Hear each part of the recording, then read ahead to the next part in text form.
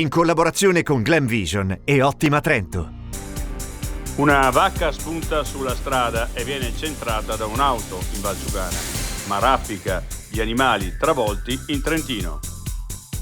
L'inverno 23-24 probabile si chiuda come il più caldo di sempre in Trentino.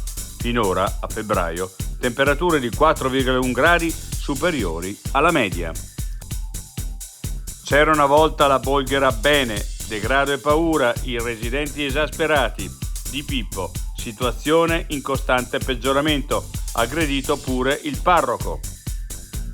Alla Cittadella Poli di via Brennero inaugurate la palestra dedicata alla ginnastica artistica da 1200 metri quadrati e l'area verde tematica da 2800 metri quadrati. L'altra montagna, nuova manifestazione contro la pista da bob di Cortina. Desanna, non nascondiamoci dietro il non serve, hanno già deciso.